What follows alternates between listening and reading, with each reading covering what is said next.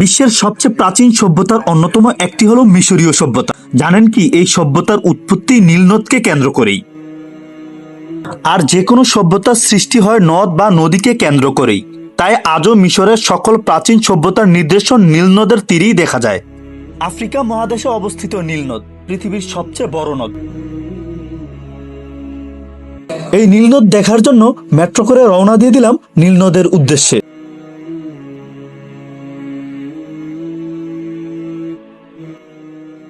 আপনি ইজিপ্টে আসবেন আর নীল নদ দেখতে আসবেন না, এটা হয় না। কারণ ইজিপ্টের সবচেয়ে সৌন্দর্য হচ্ছে নীল নদ, আর এটা সবচেয়ে সৌন্দর্য উপভোগ করতে হলে আপনাকে আসতে হবে রাতের বেলা।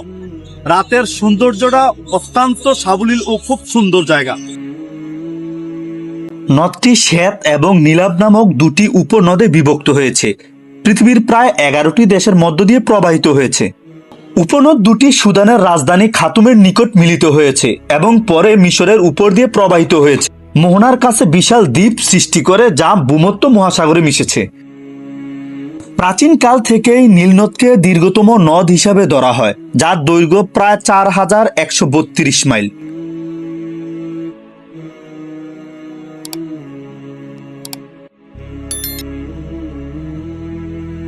যদিও বর্তমানে আমাজন নদীকে দীর্ঘতম নদী হিসাবে মান্য করে। নীল নদের উৎসস্থল নিয়ে বহুকাল যাবৎ বিবাদ রয়েছে। কেউ মনে করেন লেক ভিক্টোরিয়া আসলে এর উৎপত্তি স্থল, কারণ লেক ভিক্টোরিয়া থেকে উপনদ তৈরি হয়ে নীল নদে মিশেছে।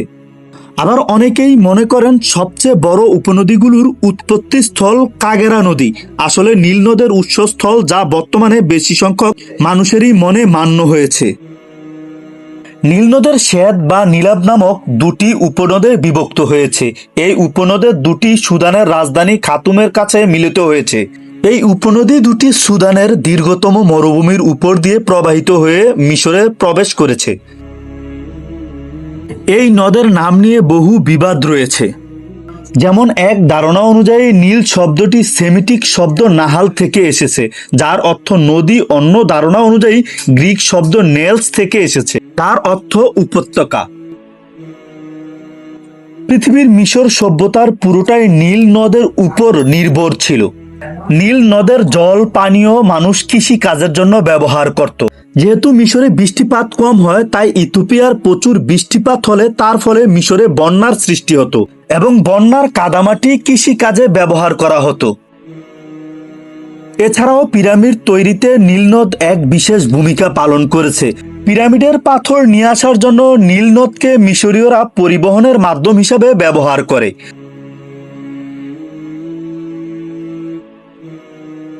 নীল নদের দক্ষিণ প্রবাহটি ভয়ঙ্কর নীল কুমিরের জন্য বিখ্যাত। প্রতি বছর প্রায় 200 জনেরও বেশি মানুষ ভয়ঙ্কর নীল কুমিরের শিকার হয়। তাদের বেশিরভাগই মৎস্যজীবী অথবা স্থানীয় মানুষ। 1970 সালে এই নদের উপর আসওয়ান হাই নামক এক বাঁধ নির্মাণ করা হয়, যার ফলে বন্যার পানি জমিয়ে রাখত, যেন পরবর্তীকালে কৃষিকাজের জন্য সুবিধা হয়। প্রাচীন মিশরের লোক দেবতা হেবিকে নীল নদের দেবতা হিসাবে ধারণা করতেন। বার্ষিক বন্যার কারণ ভেবে তারা এই দেবতাকে পূজা করতেন। এই দেবতাকে আরো দুটি নামে সম্বোধন করতেন, যেমন Lord of the river, Lord of the fishes and birds.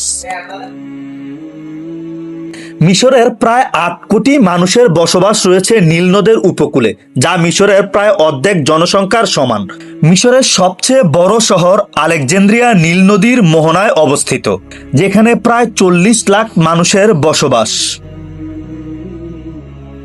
রোজেটর নামক শহরটিও নদের মোহনায় অবস্থিত, যেখানে পৃথিবীর বিখ্যাত রোজেটর পাথরের খণ্ডটি দেখা যায়। রোজেট্টা পাথর খণ্ড লিপি থেকেই মিশর সভ্যতার পরিচয় পাওয়া যায়, আর এভাবেই নীলনদ মিশরীয় সভ্যতাকে দিয়েছে এক অনন্য ঐতিহাসিক রূপ। তাই বলা যায় এই নীলনদ মিশরীয় সভ্যতার একমাত্র ধারক ও বাহক।